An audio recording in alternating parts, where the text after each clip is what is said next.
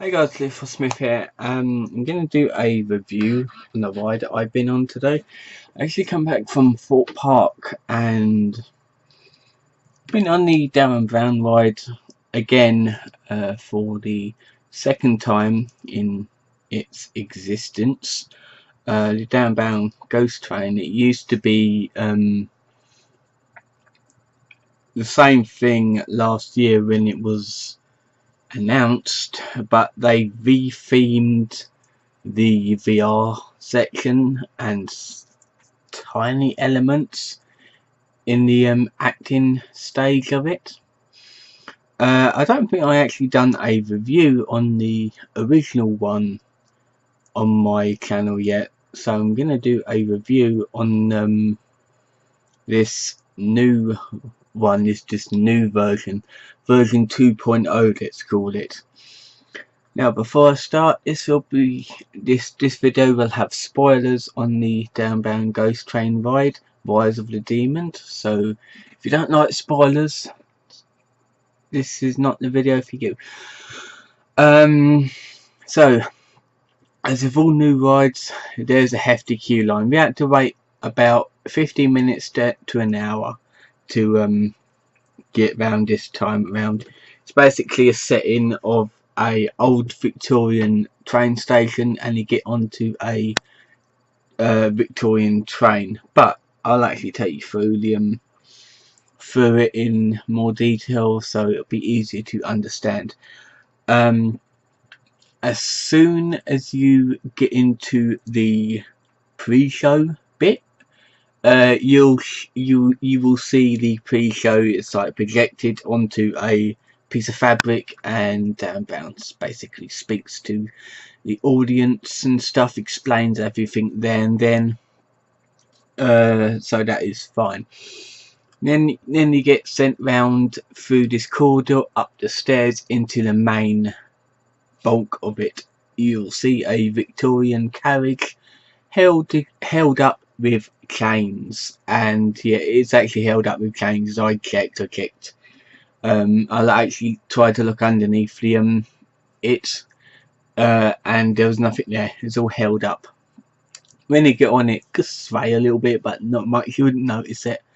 When you do go into it, it's like the inside of a London Underground train.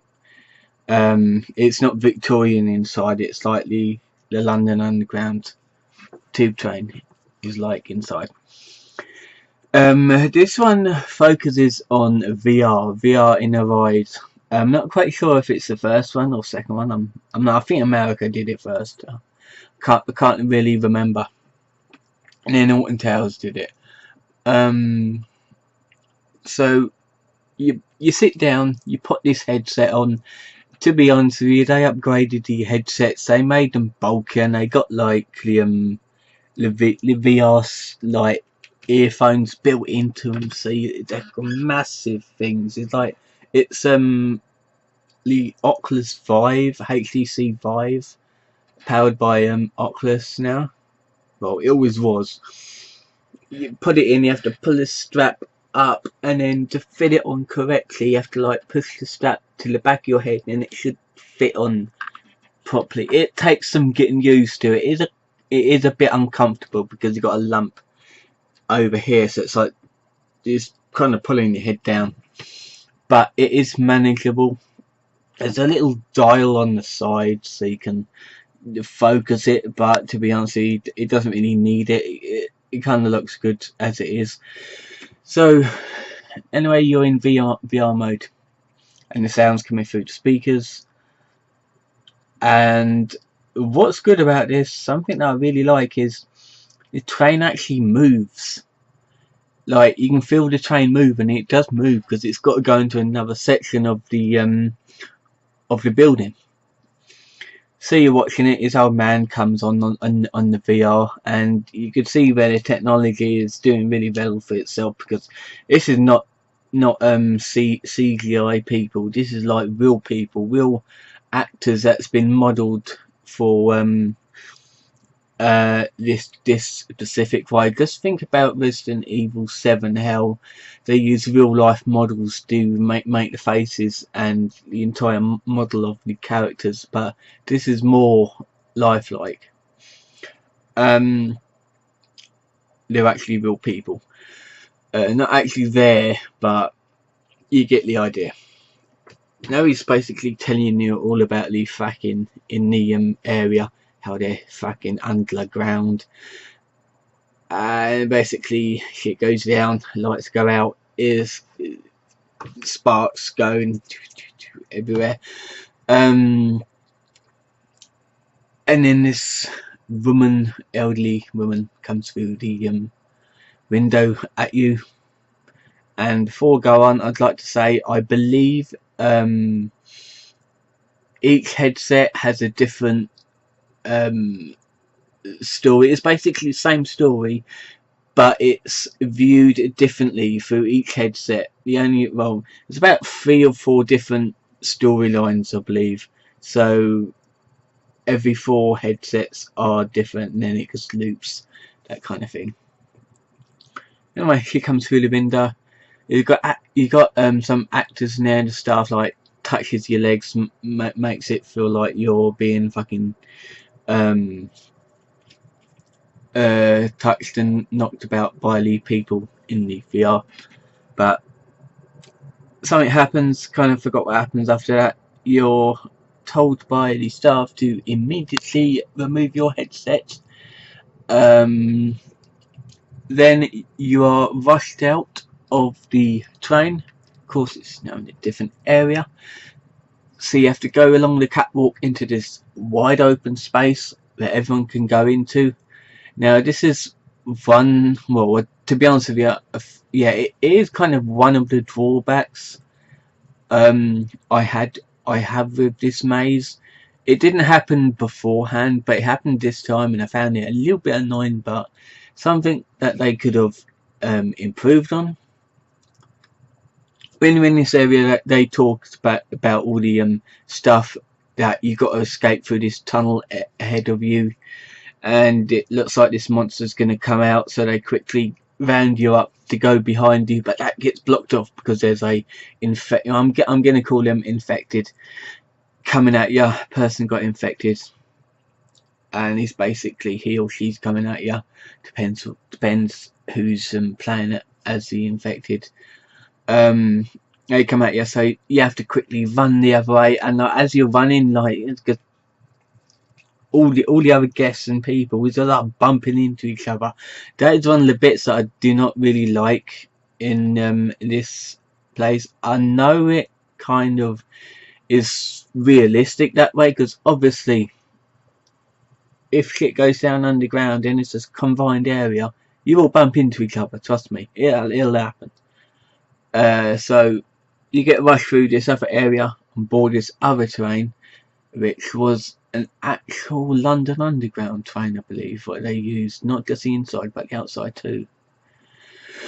When you go into it, put the headset on again, get and fumble with it. Had more time getting the second headset on than the first. And then the second bit starts. The second bit, there's like more people in the train. I mean, like, the people in the train, it's about 5 or 6 people that's sitting in the train with you once you got the headset on. So it's like virtual reality people / real people. And something that I didn't really like about it is the people that's meant to be in the VR, they all had headsets on too. I'm not quite sure if that was meant to be like a gimmick or a running gag they just put in with it, but it kind of put me off for a minute. I'm like, these are meant to be like normal people riding the train, making their commute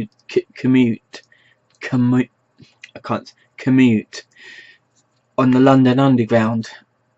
If you're in the London Underground, you would not wear like a VR headset. You just be doing your normal day. Like, I might be going into London like this month, I wouldn't wear a VR headset. That'd be a bit stupid. But anyway, they got them to wear headsets. Everyone, all the characters in this VR's wearing their headsets, and shit goes down again. it starts to move, and this massive gloop starts dripping down from the ceiling. It's really gross. And this like monster demon, I'm gonna say it's a demon because it's rather a demon, comes scuttling across the floor. It kind of reminded me of a licker from the Resident Evil 2 from the Resident Evil 2 game and Resident Evil 5. But even more grosser. So he's running around, people are touching your legs, all the actors are touching your legs every time it like gets in your face and stuff like that. And it takes this woman from the VR, takes her up, and she turns into this demon possessed crazy woman from Resident Evil 7, it looks like. And she's all up in your face, and then basically the train stops, goes dark, and then a few jump scares and stuff. And then everyone in the train looks to their right or left. I forgot what direction it was.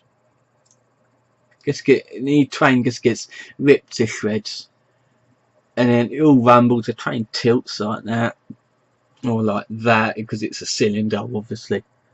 And then the floor gives way. You're tumbling down, and as you're about to go into the lava, because apparently it's meant to replicate you falling down into hell.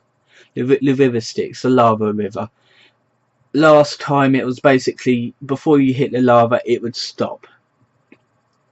Downbound would go 3, 2, 1, stop, and then black, and then it tells you release your headsets. This time it goes to black, then this monster comes at you, and like it looks like you're gonna get eaten by him, but as soon as you enter his mouth, fade black. That's it. Please release your headsets. This was only a fake thing, I think he said. Can't remember. You thought he was real, didn't you? Guess what, he's not. Anyway, told to get off your headsets. Now I'm finished with the headset bit. They rush you. Well, you just walk casually into the photo booth. Before we get into that bit, this video is almost 12.5 minutes long. Before we get into that bit, I would like to touch on a problem that I had with the headsets. They made them, I don't know, it looks like they changed them a bit. It is more bulky. It is more difficult to get on. It's not like the Samsung VR or the PlayStation 4 VR thing. That is a hell of a lot easier to get on than this. And a lot lighter as well.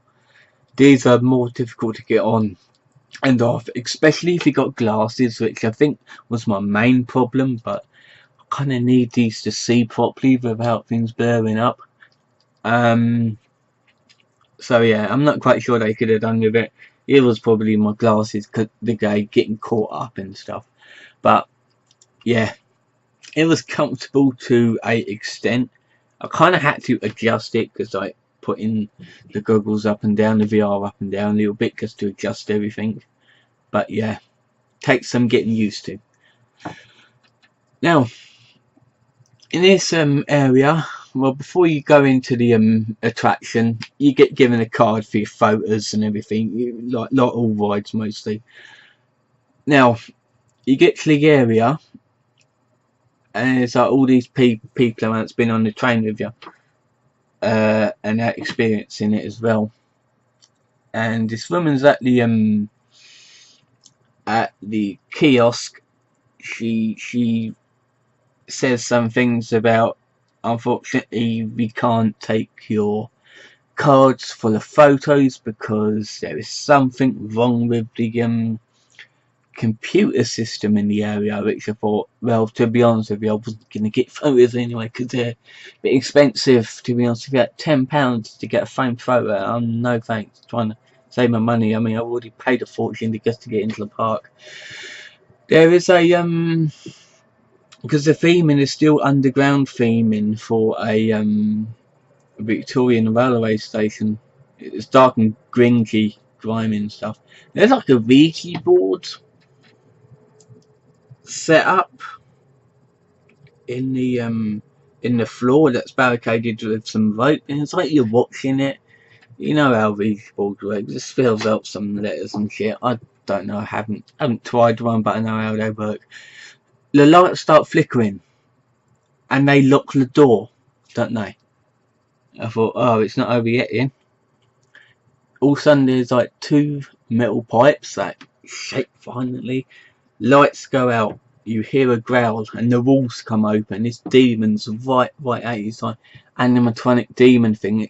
Every time it roars, all this water sprays at your face. Of course, there's water meant to be saliva and stuff, but it's just like warm water on your face. Now, I was not expecting that, to be honest with you. That was really good. I really liked that. A nice element they added to it. That entire room was not even there last time, because when you go into this room, it goes left instead, and like other times you normally go right. So they added this room because right goes right into the gift shop. But like after that, all the lights come back on, and the door opens. You go through this door, and then there you go, gift shop, and it's the real kiosks for the photos. So basically, that room was a fake photo kiosk room. That was basically more actors. It was basically saying, you thought it was over, it is not over until the Fat Lady scenes. I really loved that. And then obviously the gift shop and exit, and you're out of the building. To be honest with you, that ending bit with the demon coming out of the wall, that was fantastic. I was not expecting that. That actually made me jump a little bit. The new VR experience bit, to be honest with you, I wasn't. Yeah, it made me jump a little bit, but I kind of was more scared with the version 1 VR, how it was before in 2016 when it actually got released. Yeah, I definitely liked it before. It wasn't as scary the second time round, unfortunately. I mean, to be honest with you, next year, 2018, they might upgrade it again. They might make an upgrade each year just to make it scarier.